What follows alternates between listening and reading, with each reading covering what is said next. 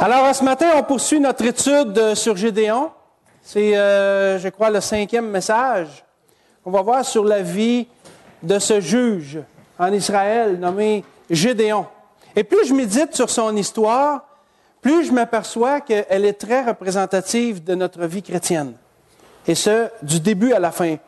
Par exemple, on a vu au tout début, que l'Éternel s'était manifesté à Gédéon et qu'il l'avait appelé à le servir en lui demandant d'aller combattre les Madianites, qui étaient un peuple nomade, un peuple du désert, qui assaillait Israël pour s'emparer de leurs récoltes, de leurs vivres, de tous leurs biens finalement. Donc depuis des années, les Madianites assaillaient Israël et là, Gédéon avait été appelé par Dieu à se débarrasser d'eux autres. Ensuite, on a vu qu'avant de servir l'Éternel, Gédéon devait se consacrer entièrement à Dieu en renversant l'autel de Baal qui était chez lui. Baal, c'était un dieu païen et on ne peut pas servir 2 maîtres. Alors, Dieu avait appelé Gédéon. Ensuite, il dit à Gédéon, avant de me servir, tu vas me donner la première place dans ta vie, tu vas faire du ménage, débarrasse-toi de tes idoles. Après ça, Gédéon, qui était à la recherche de la volonté de Dieu pour lui, en fait, il connaissait la volonté de Dieu, mais il avait besoin de certitude concernant la volonté de Dieu. Gédéon a pris une toison, c'est-à-dire une peau de mouton, qu'il a mis devant l'Éternel, et là, il l'a mis à l'épreuve. Il a demandé à Dieu de lui confirmer sa volonté. Et dans le dernier message, on avait vu qu'avant de s'engager dans un combat qui serait décisif pour l'avenir de son peuple, Gédéon devait apprendre une leçon importante, qui est celle qu'on doit s'appuyer sur l'Éternel. On ne doit pas se battre avec nos propres forces parce qu'on est limité, mais on doit apprendre la dépendance de Dieu. Gédéon n'avait que 300 hommes pour affronter une armée entière de 135 000 hommes. Alors, ce n'est pas par ses propres forces qu'il aurait pu faire ça. Il a donc dû apprendre la dépendance de Dieu. Et les étapes que Gédéon a franchies, une à une, sont exactement les mêmes pour tout chrétien qui désire marcher avec son Dieu et le servir.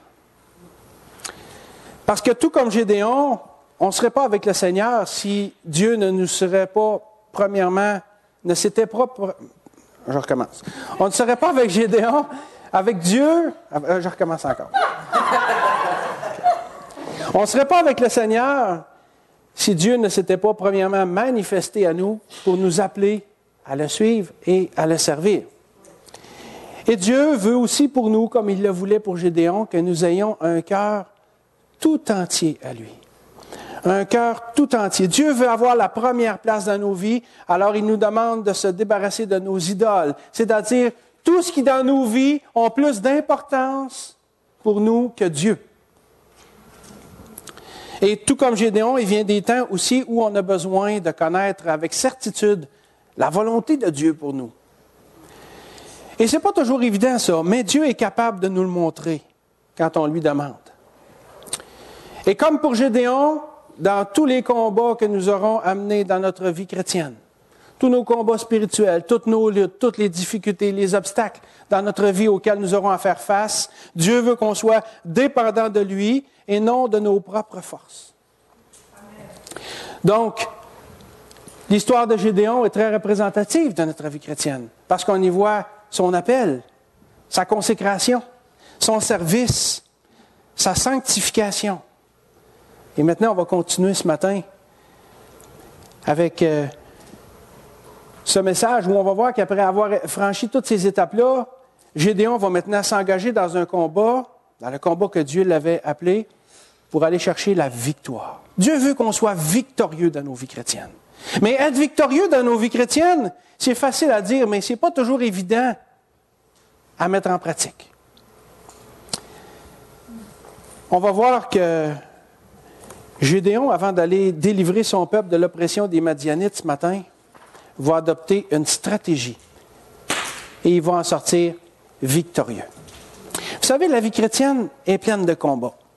On en gagne certains, on en perd d'autres, mais il faut s'encourager parce qu'un jour vient, un jour merveilleux, où on sera réunis avec notre Seigneur, et là, il n'y en aura plus de combat. Ça va être la gloire, ça va être le bonheur éternel, ça va être la paix, ça va être extraordinaire. Le Seigneur nous a promis ça, puis ça va arriver. Mais en attendant, nous avons à combattre. Parce que la vie chrétienne n'est pas un terrain de jeu, mais un champ de bataille. Alors, il faut se battre. Mais encourageons-nous parce que Christ a déjà vaincu l'ennemi. La victoire nous appartient déjà. Mais ça ne veut pas dire que les combats sont toujours faciles. Alors, on va regarder ce matin qu'est-ce que Gédéon a fait avant d'obtenir la victoire. Tournez en Juges au chapitre 7.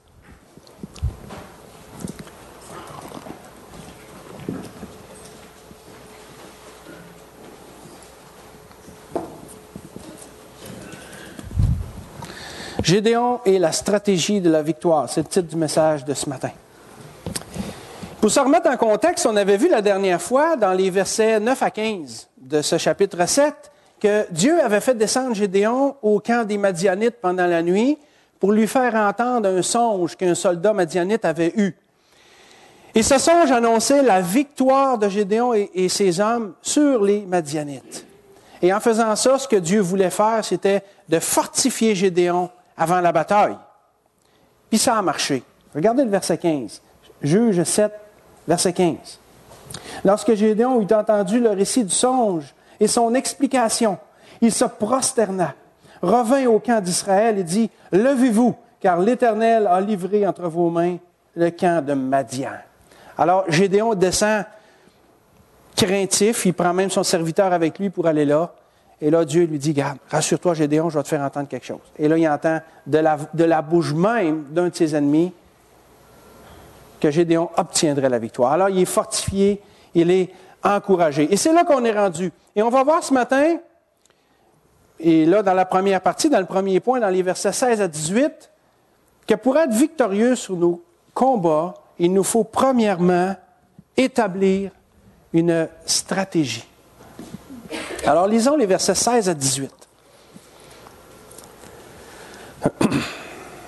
Donc, Gédéon divisa en 3 quarts les 300 hommes, et il leur remit à tous des trompettes et des cruches vides, avec des flambeaux dans les cruches. Il leur dit, « Vous me regarderez et vous ferez comme moi. Dès que j'aborderai le camp, vous ferez ce que je ferai. Et quand je sonnerai de la trompette, moi et tous ceux qui seront avec moi, vous sonnerez aussi de la trompette tout autour du camp, et vous direz, pour l'Éternel et pour Gédéon. » Donc, Gédéon avait été fortifié par l'Éternel, et maintenant, il est prêt pour le combat. Mais dans n'importe quelle bataille, il serait totalement insensé de se lancer dans l'affrontement sans tout d'abord avoir établi une bonne stratégie, un bon plan de match. D'ailleurs, l'Ancien Testament est rempli de récits de guerre et souvent on y voit des stratégies qui sont utilisées. Ça pour vous dire que c'est normal, des stratégies. Même dans la parole de Dieu, il y en a. Dans Juges, par exemple, au chapitre 20, les versets 29 à 48, les enfants d'Israël combattaient leurs propres frères. Ils combattaient la tribu de Benjamin. Et pendant que... Et là, ils sont allés quelques fois, puis là, ils se faisaient toujours avoir. Alors, à un moment donné, ils ont dit, on va user de stratégie. On va prendre une tactique.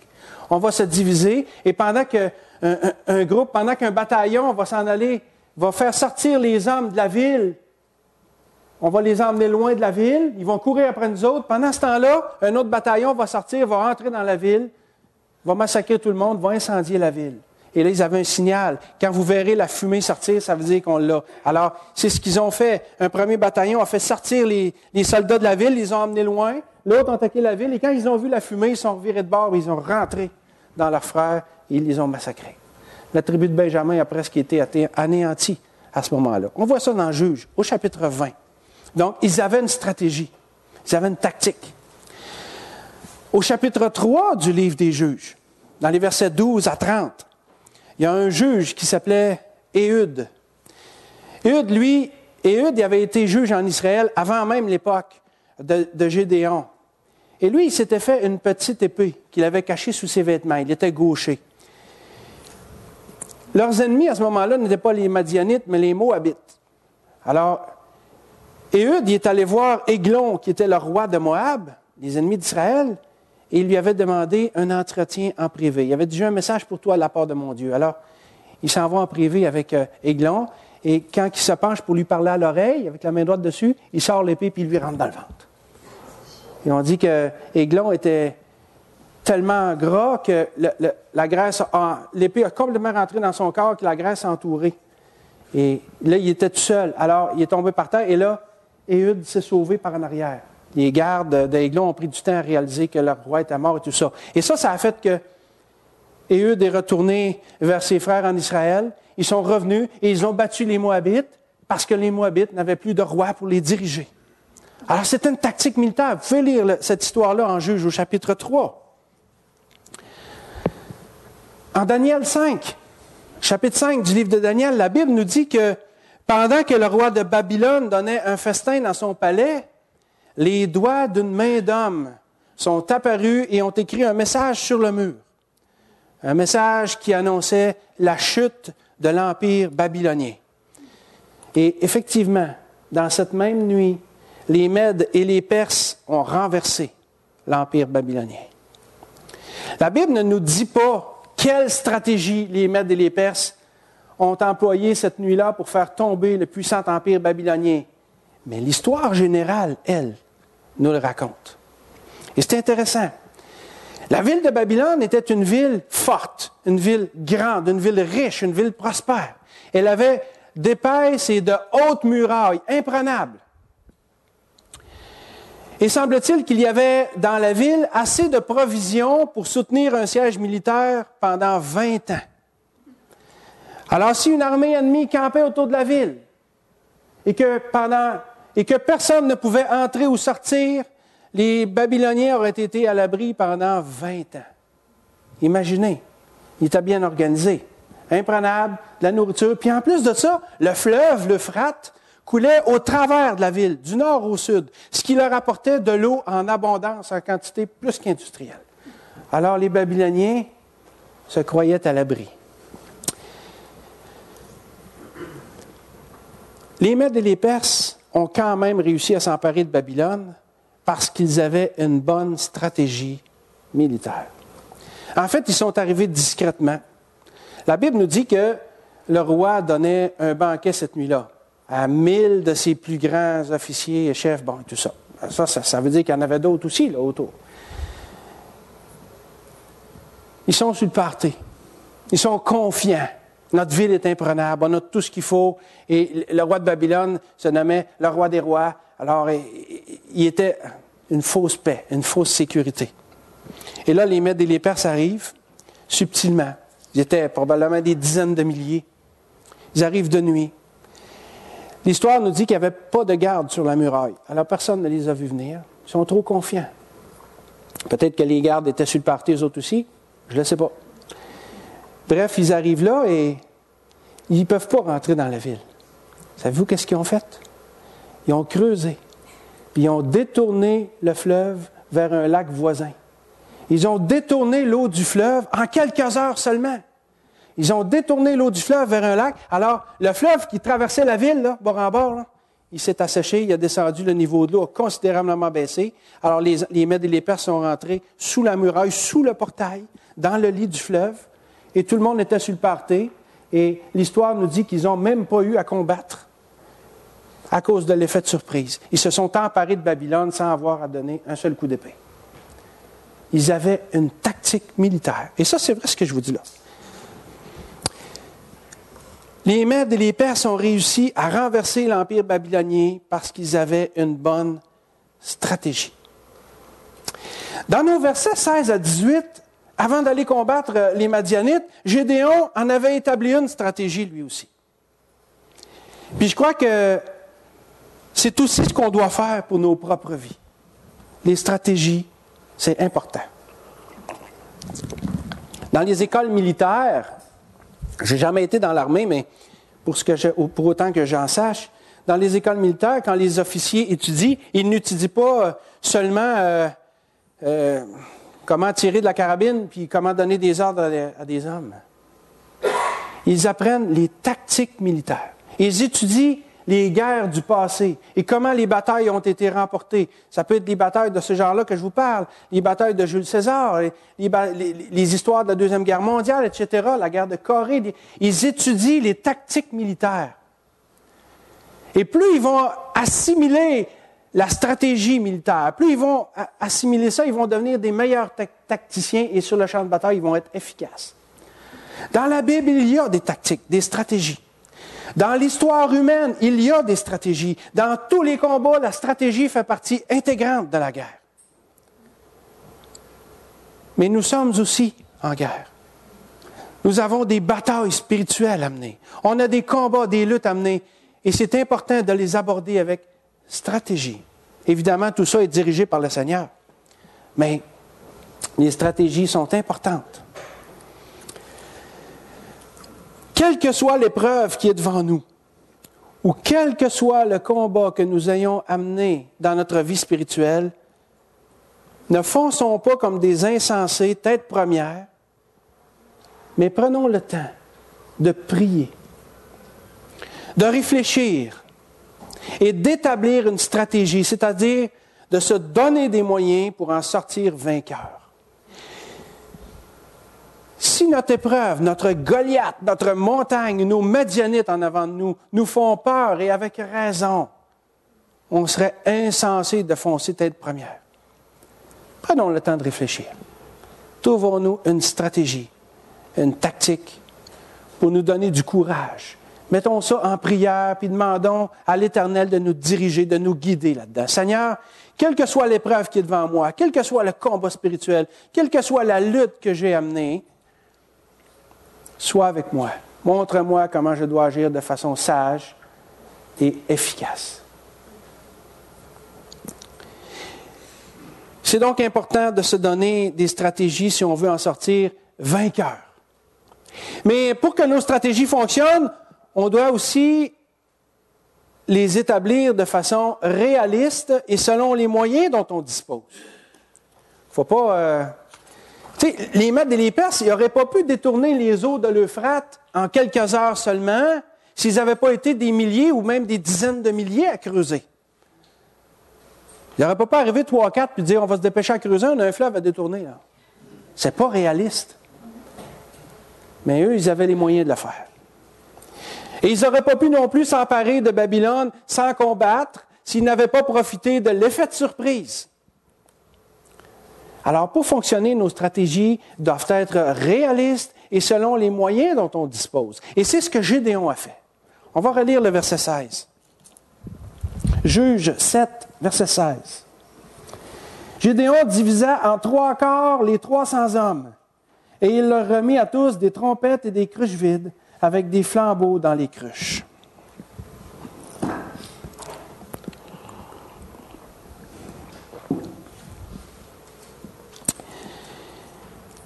Où c'est qu'il a pris ça, Gédéon? 300 trompettes. Moi, quand j'ai lu ça la première fois, je me dis, wow, où c'est qu'il a pris ça, là, lui, là? C'est une histoire inventée, ça, là, il me semble que 300 cruches, 300 trompettes, 300 flambeaux, ça paraît quasiment trop beau pour être vrai. Je me suis posé la question. Hier, je réfléchissais là-dessus, puis je me dis, Seigneur, ça vient de où, ça? La Bible ne le dit pas directement, mais la réponse est quand même dans le texte.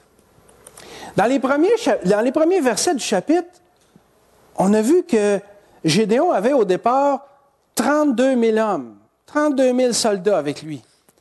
Et maintenant, il y en a juste 300. Pourquoi? Parce que les autres sont repartis. On a vu ça dans le dernier message. Vous savez, une armée, là, ça ne va pas à la guerre sans s'emmener des provisions et tout ce qu'ils ont besoin. Alors, ce sont sans aucun doute les hommes qui sont repartis, qui ont laissé à Gédéon des cruches remplies de nourriture, de vin, des flambeaux pour s'éclairer le soir, puis les trompettes nécessaires pour la guerre. C'est de là que viennent les ressources que Gédéon avait. C'est de là que viennent les cruches, les 300 cruches, les 300 trompettes et les 300 flambeaux, merci. Alors, c'est pas tombé des nues, ça, là. Gédéon avait ça à sa portée. Il a utilisé ce qui était à sa portée, et c'est ce qu'on doit faire, nous autres aussi. Parce que, par exemple,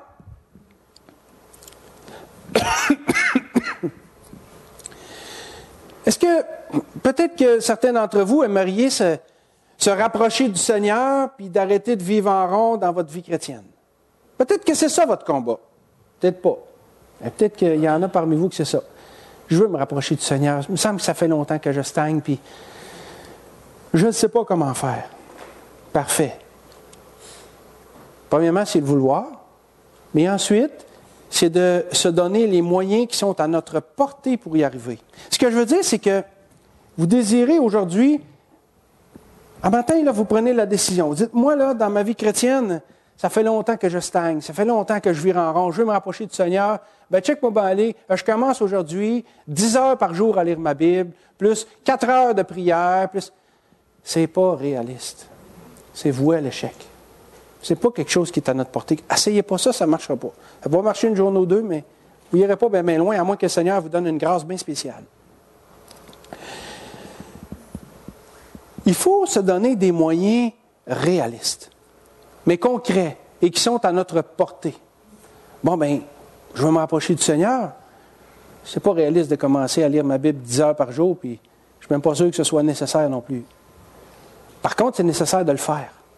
Puis de prendre un temps de qualité avec le Seigneur. C'est ça qui va faire la différence. Parce que je peux lire ma Bible 10 heures par jour en pensant à n'importe quoi ou en ne l'assimilant pas.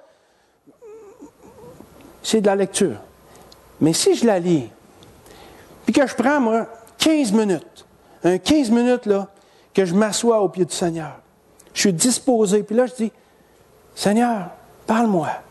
Par ton esprit, révèle-moi, Seigneur, ta pensée dans le texte que je vais lire ce matin. Je n'ai pas besoin de lire pendant 10 heures pour ça. Je vais commencer un petit 15 minutes. C'est trop, 15 minutes? 10. C'est trop, 10? 5. Vous n'avez pas le temps, 5 minutes? Lisez 2 versets. Mais commencez quelque part. Commencez, puis en cours de route, vous augmenterez la cadence. Vous verrez qu'est-ce qui est sous votre cœur. Vous verrez comment est-ce que le Seigneur vous dirige. Mais commencez avec les moyens qui sont à votre portée. Et c'est comme ça que vous allez réussir. Et c'est comme ça que vous allez décrocher la victoire.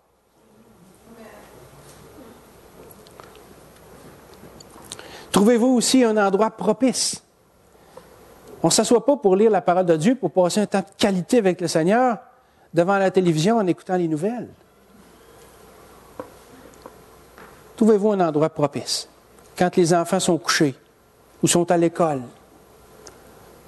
quand votre mari est parti travailler ou que votre femme fait ses affaires, allez dans votre chambre, dans le salon. Chez nous, on s'est aménagé un coin dans le salon, Nathalie puis moi, là, avec chacun notre fauteuil puis une lampe. On ferme les rideaux puis on lit le matin. C'est tranquille.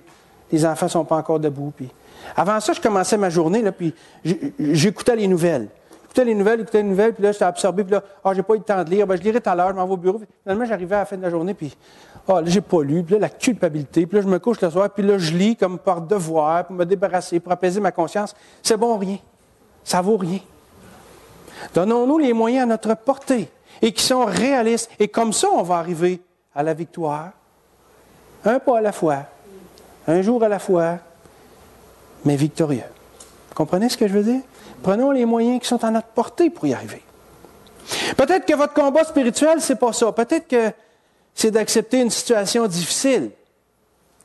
Ça peut être une situation personnelle, une situation familiale, une situation relationnelle ou n'importe quoi d'autre. C'est le genre de situation qui peut être assez difficile et qui, malheureusement, nous amène très souvent à baisser les bras, à abandonner. Faites pas ça. Faites pas ça. Si l'épreuve est là, c'est que le Seigneur l'a permis. Et si le Seigneur permet une épreuve dans votre vie, quelle qu'elle soit, même la pire que vous pouviez envisager, c'est parce qu'il sait que vous êtes capable de passer au travers, sinon il ne vous l'enverrait pas. Dieu ne nous donne jamais une épreuve ou ne permet jamais une épreuve dans notre vie qui soit au-delà de nos forces, c'est certain. Le problème, c'est comment je vais l'aborder. Il faut l'aborder de façon réaliste et avec les moyens qui sont à notre portée pour en sortir victorieux. Avant d'abandonner ou de faire une gaffe qu'on va risquer de regretter, considérons avec l'aide de Dieu quelle stratégie on peut adopter pour faire face à la situation. Puis quels sont aussi les moyens qu'on dispose pour obtenir la victoire? Il y en a autour de nous, des moyens. Ce pas toujours des cruches vides, mais il y en a des moyens. Si c'est Dieu qui vous le demande, il va mettre à votre portée les moyens et les ressources nécessaires que vous avez besoin pour affronter cette épreuve-là, pour l'accepter et pour la combattre. Moi, je ne peux pas vous promettre que vous allez sortir victorieux de toutes vos épreuves. Je ne suis pas Dieu pour faire ça, puis ce n'est pas ce qui arrive non plus.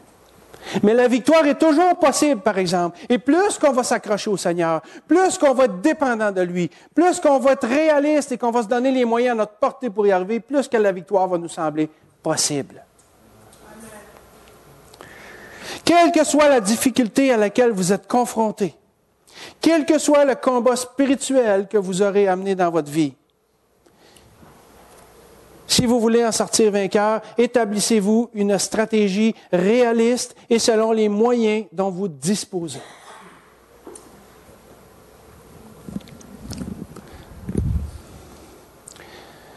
Donc, pour être victorieux de nos combats et nos difficultés, il faut premièrement établir une stratégie. Mais il faut ensuite appliquer cette stratégie-là. Parce que, comme le dit le dicton, y penser, c'est pas assez. Faites-le. Avez-vous déjà entendu ce dicton-là? Y penser, c'est pas assez. Faites-le. C'est pas biblique, mais ça fait quand même du sens. On va lire les versets 19 à 22. On va voir comment est-ce que Gédéon et ses hommes ont appliqué la stratégie. Juges, chapitre 7, versets 19 à 22. Gédéon et les 100 hommes qui étaient avec lui, 100 parce qu'oubliez pas qu'il avait divisé l'armée en 3 quarts. Donc, il était en 3 groupes de 100. Je dis ici parce que des fois, il dit qu'il est à 300, puis là, c'est écrit qu'ils sont 100. C'est pour ça. Au verset un petit peu plus haut, on a vu ça, verset 16, il divisa en 3 quarts les 300 hommes. 3 quarts, pas quart, mais corps. Alors, on reprend, verset 19. J'aime ça être clair quand je dis quelque chose, c'est pour ça que je reviens. Verset 19. Gédéon et les 100 hommes qui étaient avec lui arrivèrent aux abords du camp au commencement de la veille du milieu, comme on venait de placer les gardes. Ils sonnèrent de la trompette et brisèrent les cruches qu'ils avaient à la main.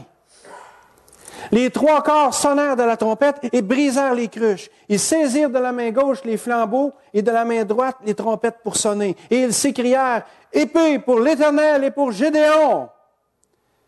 Ils restèrent chacun à sa place autour du camp et tout le camp se mit à courir, à pousser des cris et à prendre la fuite.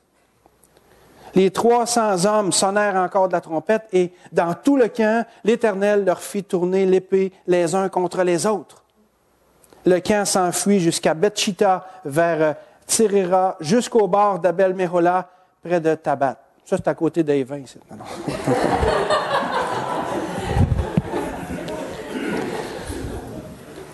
Donc, Gédéon n'a pas seulement établi une stratégie, il a aussi appliqué sa stratégie. Vous savez, il y a souvent là le problème dans nos luttes, puis dans nos combats. On voudrait que ça change, puis des fois, on sait même trouver des moyens pour y arriver, mais on a de la misère à passer à l'action. Je ne sais pas si vous êtes comme ça, mais moi, c'est souvent mon cas. Hey, oui, ça sera pas. Ouais, ça, là, je vais faire ça, puis Seigneur, je vais changer telle chose, puis ouais, je vais affronter cette lutte, ce combat-là, Seigneur, puis c'est de même que je vais faire ça, mais demain. Demain. Ou la semaine prochaine. Ah, je suis content de voir que je ne suis pas tout seul. C'est souvent mon cas, mais ce n'était pas le cas de Gédéon. Gédéon et ses hommes sont descendus au camp des Madianites, nous dit le verset 19, au commencement de la veille du milieu, c'est-à-dire vers 22 heures. Juste pour préciser, là, les veilles, c'était une façon de séparer la journée. Ça n'a pas toujours été de la même façon dans le Nouveau Testament, je pense que ça a changé un peu, mais à l'époque de Gédéon, la première veille avait lieu de 18 heures à 22 heures. La veille du milieu de 22 heures à 2 heures du matin et la veille du matin de 2 heures à 6 heures. Donc, la veille du milieu, 22 heures à 6 heures. Au début de la veille du milieu, Gédéon et ses hommes sont là vers 22 heures. Un détail qui peut sembler peut-être pas trop important, mais quand je réfléchissais là-dessus, j'ai vu que ça avait quand même une importance. 22 heures. N'oublions pas que les Madianites sont sur le pied de guerre. Là. Alors, il faut qu'ils se reposent. J'imagine que sur un champ de bataille, les généraux, les commandants et tout ça, ils ne doivent pas dire à leurs hommes, bon, ben faites le party jusqu'à 4-5 heures du matin, puis à 6h30, tout le monde debout, puis on s'en va là-bas. Là. Il y a de la discipline dans l'armée.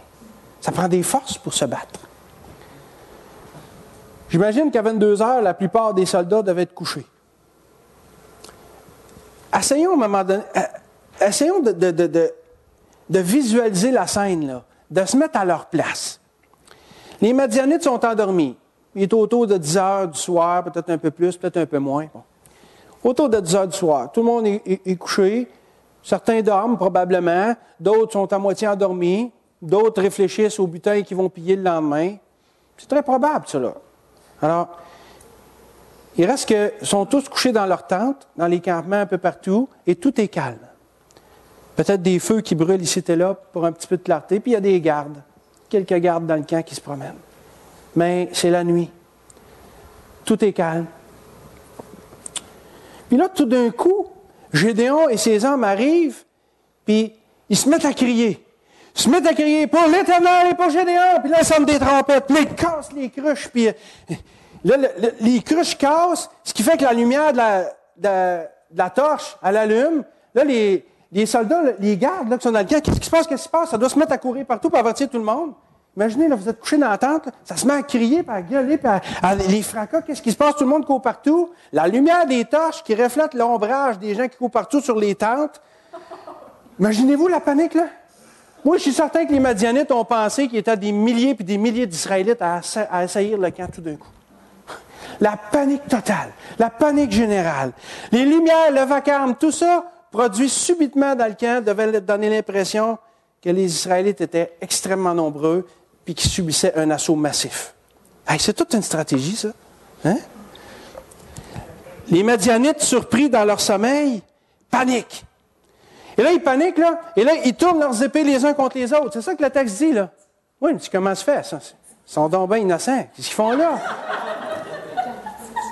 Mais encore une fois, c'est pas la Bible qui vous dit ce que je vous dis là, mais moi, j'aime ça me mettre dans la peau des fois, puis je peux me tromper, mais je pense que ça peut faire du sens. Je ne fais pas dire à la Bible ce qu'elle ne dit pas, mais je vous dis, tu sais, comment est-ce que je vois la scène, puis comment est-ce que c'est réaliste. Donc là, ils se réveillent en sursaut tout d'un coup, les lumières, l'ombrage sur les tentes, tout le monde qui court partout, le fracas des poteries, des cruches qui cassent, les autres qui crient « Ah, l'Éternel, Gédéon! Ah! » Là, moi, je sors mon épée. Là, il fait noir, là. Là, ils sortent leur épée, puis ils se mettent à fesser partout. Tout ce qu'ils veulent, c'est sauver leur peau, là. Ils ne se demandent pas, lui, là, c'est-tu mon ami ou c'est mon ennemi? Hey, tosse-toi de là, moi, je sors d'ici. C'est comme ça qu'ils ont viré, moi, je pense, leurs épées les uns contre les autres. C'est le free for all. Tassez-vous. Ils voulaient juste se frayer un chemin pour sortir de là pour sauver leur peau. C'est comme ça que l'Éternel, moi je pense, a fait qu'ils ont viré l'épée les uns contre les autres. Dieu a semé la pagaille totalement dans le camp madianite. C'est quand même extraordinaire, hein? La stratégie de Gédéon avait créé tout un émoi. Ça avait été la surprise totale. Et c'est pour ça que Gédéon et ses hommes n'ont même pas eu à combattre. La stratégie avait été bien pensée, bien planifiée et surtout bien appliquée. Mais sans l'intervention de Dieu, ça n'aurait probablement pas fonctionné. Parce que les chapitres 6 et 7 nous disent à plusieurs reprises, on a vu ça dans les messages précédents, que c'est l'Éternel qui allait leur accorder la victoire. Dieu avait dit, vas-y, mon vaillant héros, je suis avec toi. Quand Gédéon avait mis sa toison, il avait dit, je suis avec toi, gars, je te confirme ma volonté. Vas-y. Depuis le début de l'histoire de Gédéon, c'est l'esprit du texte nous montre que la victoire était déjà acquise pour Gédéon. Dieu lui avait révélé. Il lui avait confirmé à plusieurs reprises. Donc, on a une part à faire. Y penser, c'est pas assez. Il faut le faire aussi. Et quand on se sert des moyens qui sont à notre disposition, des moyens réalistes, et qu'on est dans la dépendance de Dieu, et qu'on veut marcher avec le Seigneur, qu'on veut suivre, la victoire nous appartient, surtout si c'est lui qui nous demande de combattre. Puis ce qui est beau, c'est que même, tu dis, oui, j'ai appliqué ça, mais j'ai quand même perdu mon combat. Ça se peut. Des fois, ça peut être une vraie défaite. La cause, je ne peux pas parler de la cause, mais des fois aussi, on peut penser avoir perdu, mais en réalité, c'est une victoire. Dans le plan de Dieu, dans la pensée de Dieu, là, il y a des choses qu'on ne peut pas imaginer. Parce que Dieu se sert de nous. Regardez, Job, par exemple, il ne comprenait pas ce qui lui arrivait. Mais Dieu s'est servi de son histoire pour nous apprendre des choses. Au cours de l'histoire de l'Église, un paquet de chrétiens sont morts martyrs. Est-ce qu'ils ont perdu leur combat? Pas nécessairement.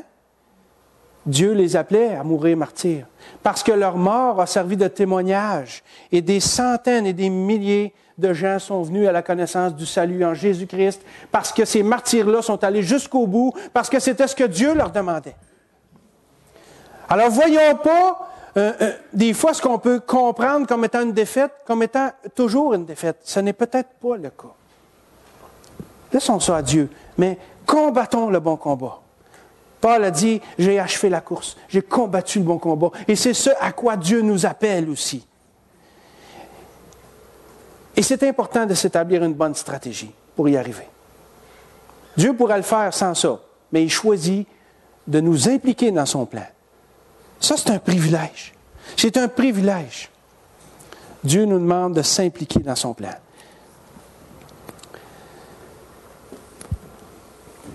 Donc, dans tout combat spirituel, même si on établit et qu'on applique la meilleure des stratégies, il y a toujours un aspect qu'on ne doit pas négliger, c'est que pour être victorieux, il faut s'attendre à Dieu. Il faut être dépendant de lui. C'est ce que Gédéon avait fait. Et c'est le troisième point du message de ce matin. Pour être victorieux sur nos combats, on a vu qu'il faut premièrement établir une stratégie. Ensuite, appliquer la stratégie, mais aussi, il faut s'attendre à Dieu, donc être dépendant de lui. Gédéon et ses hommes n'ont pas eu à combattre. Je vous ai conté l'histoire un peu allégorisée, un peu à la Hollywood, mais quand même. Ils n'ont pas eu à combattre parce que Dieu a combattu pour eux. Le milieu du verset 22 nous dit « L'Éternel leur fit tourner l'épée les uns contre les autres. » Ce n'est pas Gédéon qui a fait ça, là. C'est l'Éternel. Gédéon a fait ce qu'il avait à faire. Il a appliqué sa stratégie, puis Dieu a fait le reste. Il y a un dicton qui dit « Aide-toi et le ciel t'aidera. » Bien, une belle application de ça ici. C'est pas biblique, mais ça fait du sens. Donc, Gédéon n'avait que 300 hommes pour en affronter 135 000. Mais le nombre n'avait aucune importance. Même si Gédéon avait été tout seul. Le nombre n'a pas d'importance parce que c'est l'Éternel qui a combattu pour eux. Ils étaient restés chacun à leur place. Donc, la victoire ne dépend ni de nos forces, ni de notre nombre, mais de notre obéissance et de notre engagement à suivre et à servir le Seigneur. Amen? Amen. Peu importe le combat que Dieu nous demande de mener, tout comme Gédéon, il nous faut le faire dans l'obéissance et la dépendance de Dieu. C'est très important. Il nous faut se préparer, donc avoir une bonne stratégie, mais aussi il faut aller au combat. Il faut appliquer la stratégie. Il faut aller au combat quand le moment est venu d'y aller, et puis Dieu va agir au moment opportun. Mais je me suis posé la question, OK, on voit ça, Dieu agit de même, mais dans ma vie, est-ce qu'il y a un moment où je pourrais appliquer ça à moi? Est-ce qu'il y a un moment où je pourrais dire que j'ai établi une stratégie, j'ai appliqué la stratégie, tant bien que mal, et finalement, Dieu a combattu pour moi? Pas toujours évident d'être capable de... Puis je priais hier, puis le Seigneur m'a montré quelque chose, j'ai eu un petit sourire, je disais, « Ah, merci Seigneur, c'est tellement vrai. » Puis je pense que je ne l'avais même pas réalisé jusque-là. Je vais vous le raconter. Quand on s'est convertis, Nathalie et moi, on était déjà en projet de mariage. On n'était pas encore chrétiens, mais moi, je croyais que Bon, je croyais au mariage. Alors, on avait entamé ces démarches-là. Les faire-part étaient envoyés, 100 quelques faire-part. Et puis, le mariage devait se faire à l'Église catholique près de chez nous. Tout était déjà arrangé. On avait suivi les cours de préparation mariage avec le curé. Tout était payé. Bon. Après notre conversion, là, entre-temps, on s'est convertis. Sauf que on avait un bug. On était peu à l'aise de se marier là. Moi, au début, j'avais comme la trouille. Pas comme, j'avais la trouille. Nathalie était plus courageuse que moi un peu. Elle était plus... Elle a dit, moi, Tony, elle dit, écoute, elle dit, je vais faire ce que tu veux, là. Je vais te suivre, mais elle dit, moi, là, je vais me sentir hypocrite d'aller me marier là. Elle dit, je veux que tu le saches. Elle dit, c'est toi l'homme, là. Elle dit, je te suis, mais moi, là, elle dit, ça ne fait pas mon affaire. Moi, dans ma tête, je dis, ouais, mais là, Nathalie, c'est parce que c'est pas facile. Aller voir le curé, moi, là, va lui dire, écoute, c'est parce que là, en fait, c'est ce que j'ai fait. Je suis allé voir le curé, puis j'ai dit, écoutez, il dit, je me marie plus. Il dit, oh non. Je dis, non, mais je me marie, mais je me marie plus ici. Ah non? Il dit, comment ça? Moi, j'ai dit, oh boy, qu'est-ce que c'est? J'ai dit, en fait, je suis devenu chrétien, puis je vais me marier chrétiennement. Tu sais, c'était tout nouveau, là. Il me regarde, il dit, ah, félicitations. Moi, je m'attendais à ce qu'il argumente, pas en tout. C'est correct. Puis là, il dit, mais c'est quoi qui s'est passé? Fait que là, j'ai pu témoigner un petit peu. Puis, il dit, OK, il dit félicitations, puis bonne chance, puis tout ça. Fait que ça part. Je retourne chez nous. Puis là, on dit, là, c'est parce qu'on a envoyé au-delà de 100 faire-part. Puis, il faut dire à tout le monde qu'on va se marier chrétiennement. Il faut toutes les rappeler ou toutes recommencer ça. Mais c'est parce que les gens, ça faisait quelques semaines ils ne savent même pas encore toutes qu'on est chrétien. Ils vont dire, c'est quoi cette affaire-là, là? Là, je dis, oh boy! Puis là, on était comme à 3 semaines, je pense, du mariage. Là, il fallait trouver un autre endroit, parce qu'on ne pouvait pas se marier à l'Assemblée chrétienne de Shawinigan qu'on fréquentait à l'époque, parce que le bâtiment était trop petit. Donc, il fallait que je revienne de bord, qu'on se retrouve un autre bâtiment. Il fallait qu'on avise entre 100 et 150 personnes qu'on ne se mariait plus catholique, mais chrétien, qu'on refasse tout ça, qu'on réorganise le mariage de A à Z, qu'on repense tout ça. Et on avait 3 semaines. Mais là, moi, je travaillais à temps plein. Là. Je travaillais entre 40 et 48 heures par semaine, ces chiffres. Pas pour vous dire, là, mais le camp Madianite en avant de moi, il était assez nombreux. Il y en avait. Oh boy, là, j'ai dit, qu'est-ce qu'on va faire avec ça? On fait le tour de la région, club de golf, salle de réception, salle d'âge d'or, toute la patente, il n'y a rien. Tout est pris. On arrive, on est au mois de mai, à la fin de mai. Tout est pris. Il n'y a rien, nulle part. C'est juste parce qu'on est à 3 semaines du mariage, là, je commence à avoir les mains moites. Moi, là, puis, OK. Oh, là, il dit, qu'est-ce que c'est ça? On parle de ça avec notre pasteur à l'époque, puis il vient chez nous, puis il nous écoute. Je ne sais pas pourquoi il avait de l'air bien plus paniqué que lui. Là, il me dit, regarde, il dit, sais-tu quoi? Il dit, c'est une bonne chose. Là, moi, je regarde, il dit, non, t'as pas compris, là. Tu veux que je répète mon histoire? Non, mais il dit, c'est une bonne chose. Tu as une belle occasion, au début de ta vie chrétienne, d'apprendre à faire confiance à Dieu, puis de le voir agir dans ta vie, puis ça va te marquer pour le restant de ta vie. OK. Non, mais je suis réaliste, moi, là. Écoutez, là. OK. Ouais. Il dit, garde, il dit, on panique pas, là. Il dit, on va vous aider. Il dit, la première chose à faire, on va prier. Il dit, ouais, mais là, c'est parce que pendant qu'on prie, on manque. On pourra partir, là, tu sais. Non, regarde, on va prier. OK, fait qu'on prie, puis là, Jean, il est avec nous autres pendant toutes les démarches, et puis là, on fait le tour, puis finalement, on arrive presque au deadline, quelques jours. Je me souviens plus exactement, Nathalie pourrait le dire, mais il ne reste plus beaucoup de temps. Pas de salle de réception. Bon, on avait une salle pour la réception, mais on n'avait pas d'endroit pour la cérémonie. Parce que, comme je vous dis, on a cancellé l'Église catholique, puis l'Assemblée était trop petite. Ça fait que ça s'appelait un bâtiment les réceptions de la crémaillère. Moi, j'avais travaillé là quand j'avais 15 ans, pendant quelques années. C'était une grande salle où il y avait 7 salles de réception dedans. C'était ça, la business. Fait que je vais voir mon ancien boss, puis là, on s'est parlé, t'es content de me voir, puis tout ça, on se met à parler. Là. Bon, il dit finalement, parce que la réception se faisait là, dans une des salles. Mais toutes les autres salles étaient prises, là. Fait que, tu sais, fait que je dis à André, le boss s'appelait André, je dis, André, on peut-tu faire ça dans le parking dehors? Tu sais, bien, on dit à Nathalie, dans le Gornat, au travers des chars, on tasserait les chars, puis, je sais pas, moi, je dis, en espérant qu'il va faire beau, tu sais, pourquoi pas? Là, André, il dit, sais-tu, il dit, un petit peu avant que vous arriviez, un matin, là, il dit, j'ai eu une cancellation. Il dit, la salle, juste à côté de la vôtre, il dit, il n'y a plus personne. Il dit, tu t'aveux, est à vous autres, puis je ne te charge rien pour. Wow! Le Seigneur avait combattu pour nous autres. Mais on avait tenu ferme. Puis là, c'est pas fini. Je vous ai dit qu'on avait pas mal de monde à rencontrer, nous autres, puis à dire, écoute, là, c'est parce que là, on est devenus chrétiens, puis là, on se marie plus catholique, on se marie chrétien, puis ouf, boy! C'est toute qu'une patente. On avait prié pour ça aussi. Jean, il dit, garde, non, paniquez pas, on va prier pour ça.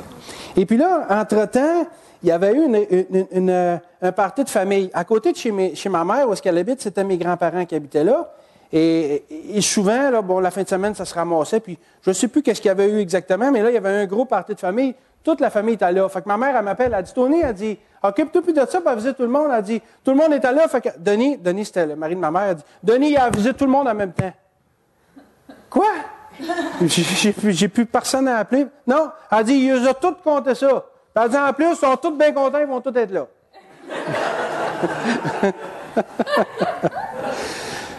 Le Seigneur avait combattu pour nous autres. Et vous, comment est-ce que c'est?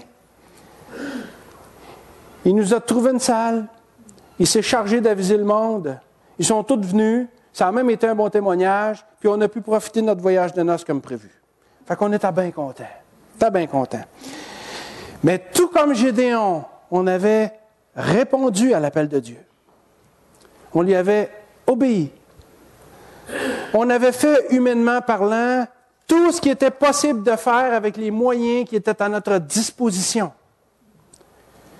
Puis on s'était attendu à lui pour le reste, pour ce qui nous était impossible. On s'était tenu à notre place et on lui a fait confiance et il a combattu pour nous. C'est quand même extraordinaire, hein? Le verset 21 nous dit, « Ils restèrent chacun à sa place autour du camp. Et tout le camp se mit à courir, à pousser des cris et à prendre la fuite. Ils restèrent chacun à sa place. » Dieu a fait paniquer les Madianites pendant que Gédéon et ses hommes étaient restés chacun à leur place, là où Dieu voulait qu'ils soient, à faire ce que Dieu voulait qu'ils soient, puis Dieu s'est occupé du reste. Il a combattu pour eux. Dieu avait combattu pour eux, Dieu a combattu pour nous, et Dieu veut combattre pour vous aussi dans vos vies. Je ne sais pas quel combat peut être devant vous, mais adoptez une stratégie. Obéissez au Seigneur. Faites ce qu'il vous demande. Attendez-vous à lui. Puis il va combattre pour vous. Donnez-lui la première place. C'est important. Donnez-lui la première place. Faites tout ça. Autrement dit, soyez à la place. Restez chacun à votre place. Donc, dans la volonté de Dieu, dans la dépendance de Dieu, en vous attendant à Dieu, c'est là quelle est votre place. Et Dieu va combattre pour vous, frères et sœurs. Dieu va combattre pour vous, puis il va vous donner la victoire. Puis il n'est pas limité. Amen? C'est la meilleure des stratégies pour affronter n'importe quelle difficulté de la vie. Puis c'est dans ces conditions-là que vous allez voir Dieu combattre pour vous et vous donner la victoire. Amen? La victoire. Pour ceux qui sont ici ce matin et qui ne sont pas chrétiens, Dieu a aussi un plan pour vous. Dieu n'a pas un plan que pour ses enfants. Il a un plan pour tout le monde. La Bible, la parole de Dieu nous dit que Dieu veut que tous les hommes soient sauvés et parviennent à la connaissance de la vérité. 1 Timothée 2, 4.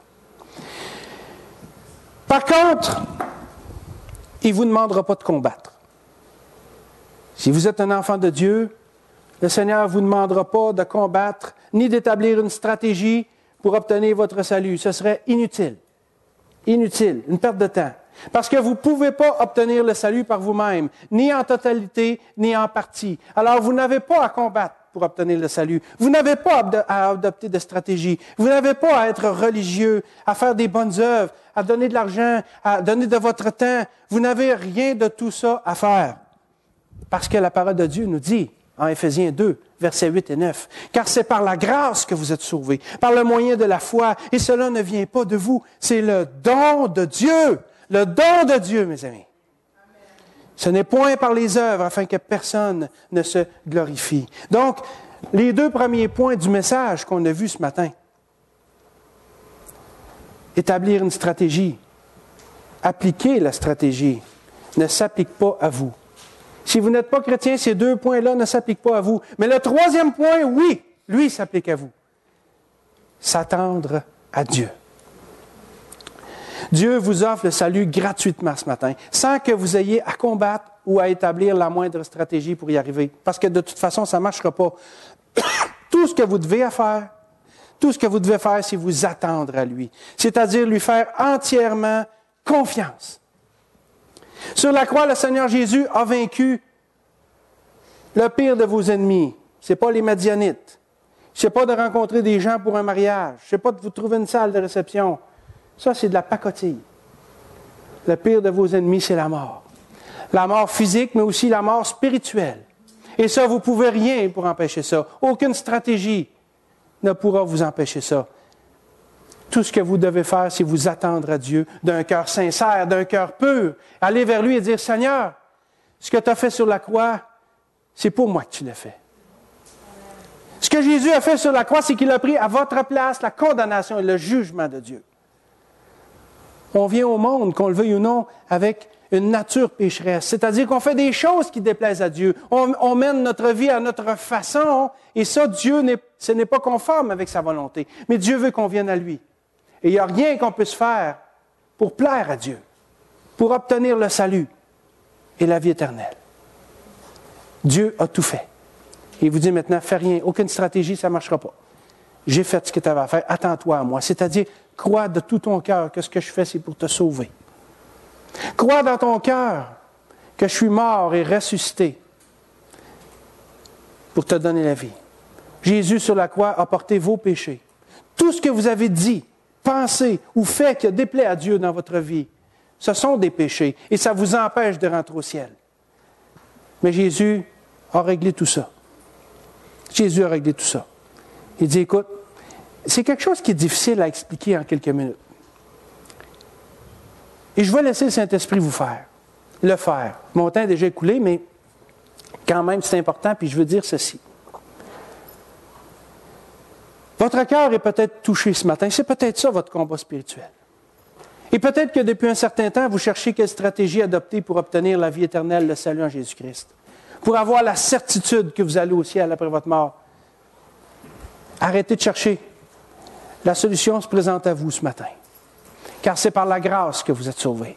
Par le moyen de la foi. Et cela ne vient pas de vous. C'est le don de Dieu. Ce n'est point par les œuvres afin que personne ne se glorifie. Et Dieu veut que tous les hommes soient sauvés et parviennent à la connaissance de la vérité. Dites dans votre cœur à ce Sauveur si merveilleux qui a pris votre place sur la croix pour subir à votre place la colère de Dieu. Dites-lui que vous voulez être sauvé, même si vous ne comprenez pas tout un matin.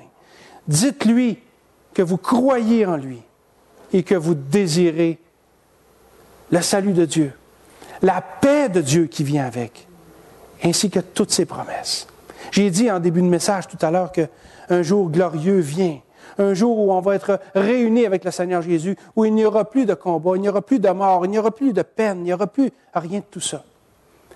Mais ça va être juste pour ceux qui seront avec lui. Et ce matin, si vous n'en avez pas la certitude, vous avez l'opportunité de le faire. Ouvrez votre cœur à Jésus. Dites simplement vos propres mots à ce Sauveur en croix, ce Sauveur si merveilleux, que vous voulez de lui dans votre vie. Puis il va vous le révéler. Jésus a vaincu le pire de vos ennemis. Il a combattu à votre place le plus grand des combats afin que vous puissiez être sauvés. Tout ce que vous avez à faire, c'est de le croire et de savourer la victoire. Prions. Seigneur Jésus, Seigneur notre Dieu, merci pour cet exemple de Gédéon ce matin, encore une fois, qui nous parle tellement. Aide-nous à adopter les stratégies dans nos vies qu'on a besoin, Seigneur, pour être victorieux de nos combats. Tu veux qu'on soit victorieux. Et Seigneur, les stratégies peuvent nous aider, mais il faut surtout s'attendre à toi pour y arriver. Rends ça possible, rends ça réel, concret dans chacune de nos vies. Et si quelqu'un ici ne t'appartient pas encore ce matin, Seigneur, amène-le à t'ouvrir son cœur. Sauve-le, montre-lui que tu as combattu pour lui la plus terrible des armées, le plus terrifiant de tous les ennemis, que tu as combattu pour lui donner la victoire, le salut en Jésus-Christ, le salut éternel que tu lui offres. Seigneur, je te prie pour ça. Bénis ta parole dans chacun de nos cœurs, puis sois béni. Amen.